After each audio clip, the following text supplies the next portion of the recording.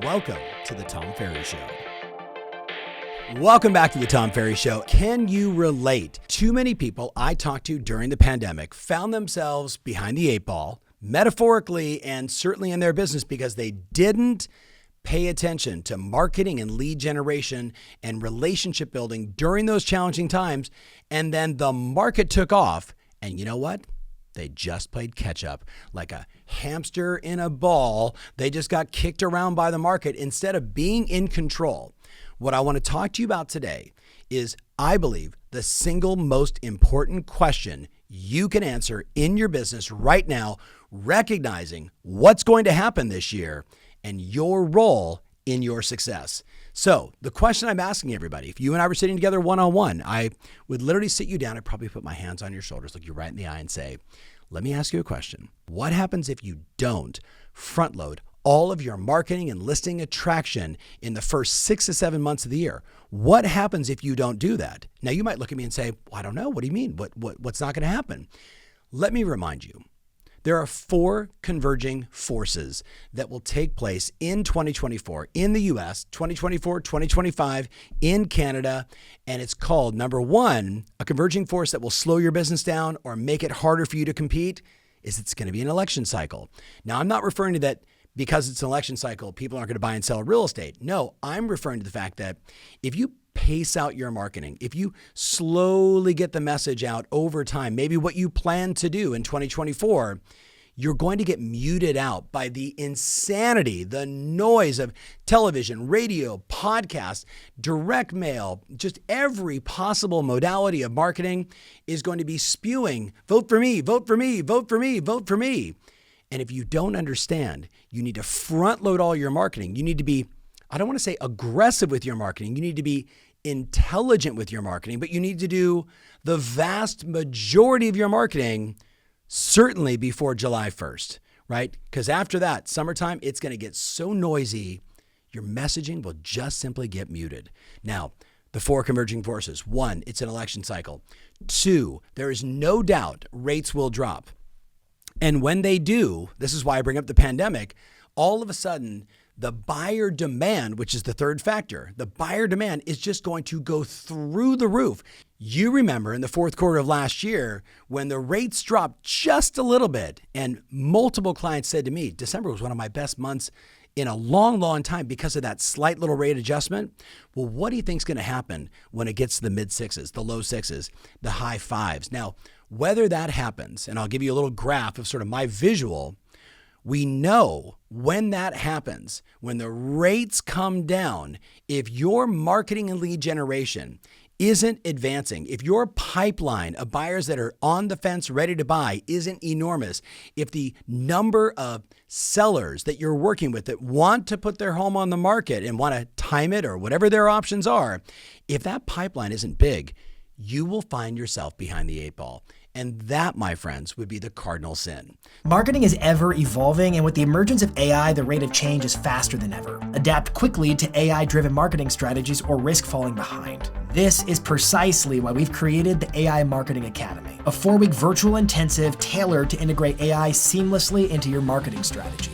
You'll start with unraveling the basics of AI, then you'll get to grips with essential AI tools. And finally, you'll learn how to incorporate these tools into effective real-world marketing tactics. Space is limited, don't miss your chance to be a part of the future. So the 4 converging forces, it's an election cycle, so it's going to be noisy. So we have to do way more to penetrate the noise. Number 2, we're going to see rate drops. And as that happens, again, nobody's got a crystal ball. Nobody can predict it. Whether it happens in June of this year, September of this year, or December, we know that the rates take the elevator up and they go up really fast, but they take the stairs down. They take the stairs down and it's going to take some time. But when it gets to that moment, bang, the entire market is going to go bananas. So the third converging factor is we've got an enormous amount of pent-up demand, You know it, and I know it. And of course, the last one is the lack of enough inventory for the buyers to buy. So those are the 4 factors that are going to stop a lot of people from winning in 2024. Now, let me go back to my question. What won't happen if you don't do this?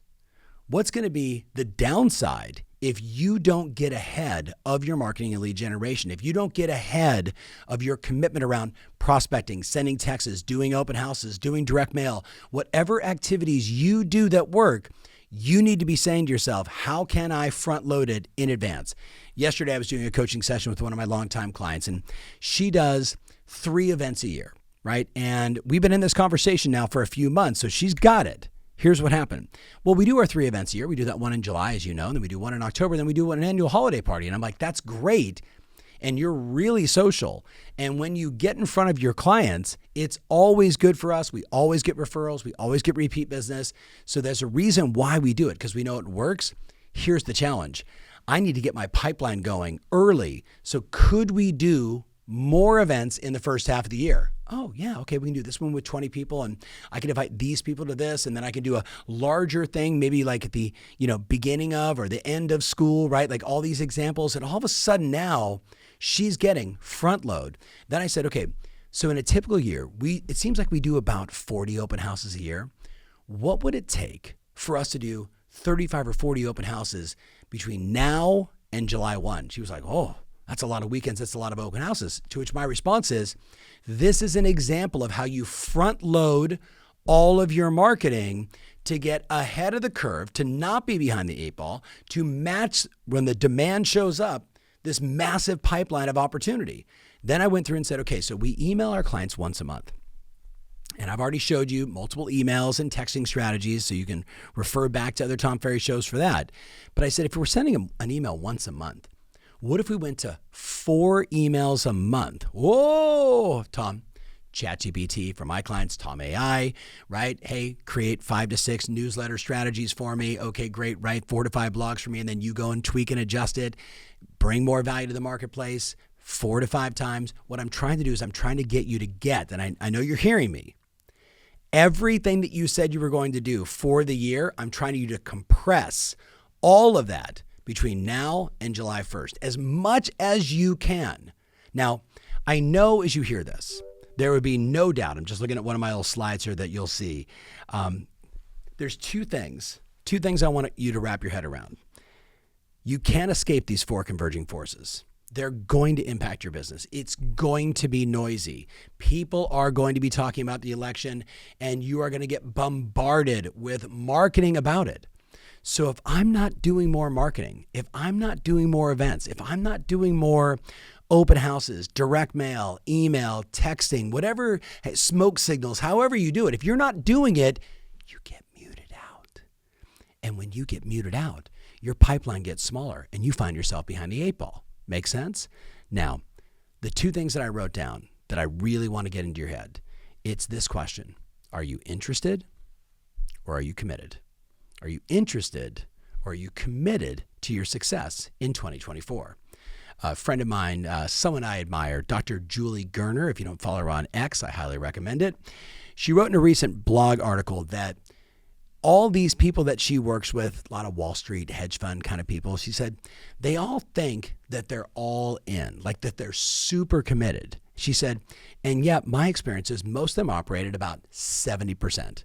70% committed, meaning 70% they're giving it their all. 70% of the time they're doing what matters. They're doing in the moment. They're doing everything that it takes. But you and I both know in an environment like this, with everything happening around the world, the delta, the difference of the 30% literally could double your business.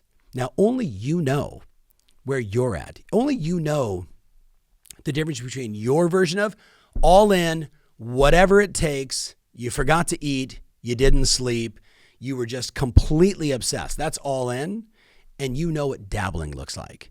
And my question for you is, what's it going to take for you to move the needle on your obsession about doing the work?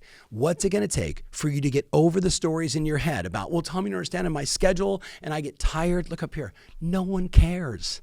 Do you understand that? Said with love and appreciation. No one. I've been on 18 flights since January 13th. No one cares. You with me?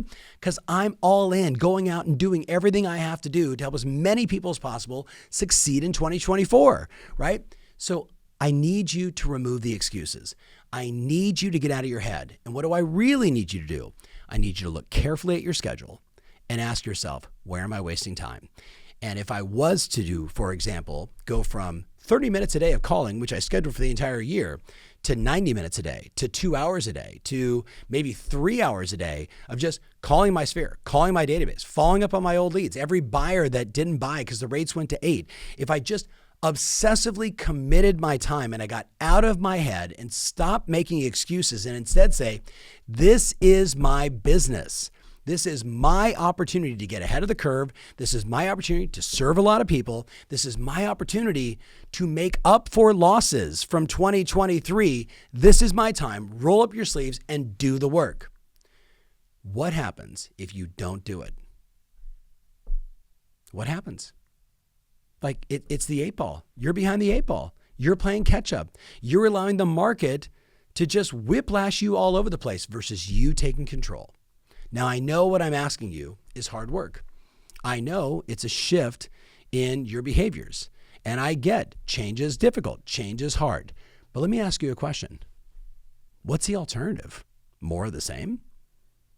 Is more of the same? Like, you know you. Is more of the same going to get you what you want? Is it going to put you in a financial better condition? Is it going to allow you to feel the esteem that you deserve from your work? Or is it going to make you a force for good in your marketplace? Are you going to feel proud when you talk to your friends and your family and your kids and everybody else because of how much you did this year?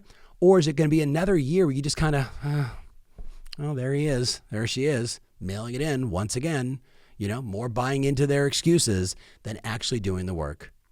Think about it.